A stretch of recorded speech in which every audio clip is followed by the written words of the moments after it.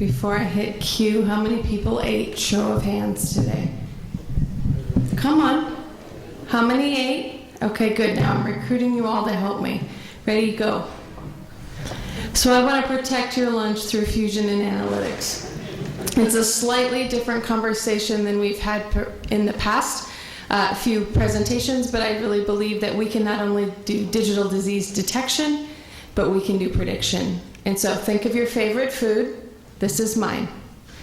It's a beauty, it's a cheeseburger. Now start thinking about your supply chain for your favorite food, right? So mine's gonna show up here quickly, what I would consider my supply chain. It feels very simple. I got some onions, I love a little pickle, I'm kind of a mayo gal. You put that all together in a cheeseburger. I have to look and worry about all of those supply chains. If you're eating a fast food cheeseburger, you have 82 to worry about. And they're not all coming from one country. That's 82 supply chains we have to worry about someone intentionally contaminating or causing harm in the system. And that's why I would argue that I need all of your help. This is US-centric data, but I think it's true of the world. Global food supply exports from the US to other countries. You can see pretty quickly we are a global network. We also have the same situation in global imports. Again, this is to the United States. We get food from everywhere. I would argue that some of the countries up here in blue are not our friends, and that we should always be considerate of what's happening in the world and where our food is coming from and who might be bad actors. Here are headlines that I'm sure each of you have read. I know that by reading these headlines, you probably can't tell how that contaminant was introduced. Those are scary headlines, and those are very sick people. These were introduced naturally through terrorism and through what economically motivated adulteration, food fraud, or not selling a product as labeled. We won't know at the outset when this happens and why it happens and who introduced it, but we have to find better ways of getting at it.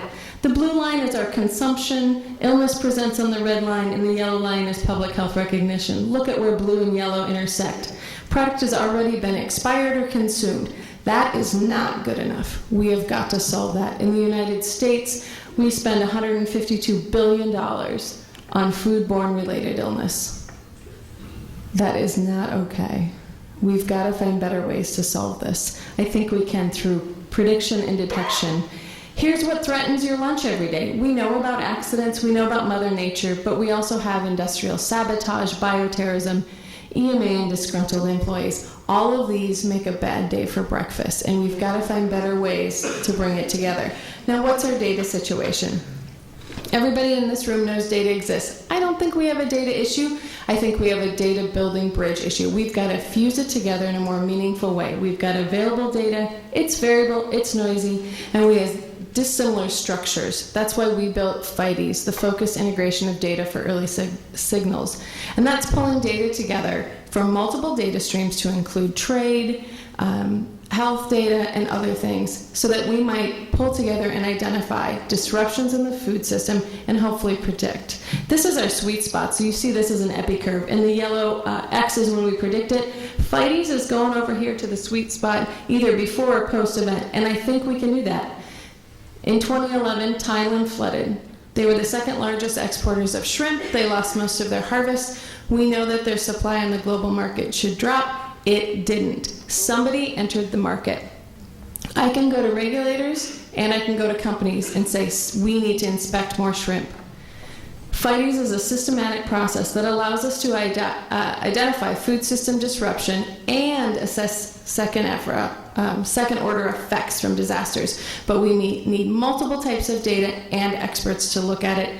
Here are some of the triggers that we've learned help us identify when we have food problems. If there's high dollar values, when we have technology advances, when we have policy shifts. Hello, horse meat. Here are some of the sources that we've begun to assess and utilize. It is just a sample. We've come up with 58 data sources we think that we can pull together. Again, we need additional help in looking at some of these. Currently, we look at weather, refusal data, and adulteration. This is an initial platform of that database, or the FIDES database. We do analysis. It's much like intelligence supply chains, and we look at import data every day to try to find anomalies in the system. So, I implore you to come find me later today and help us solve this food problem. Thanks.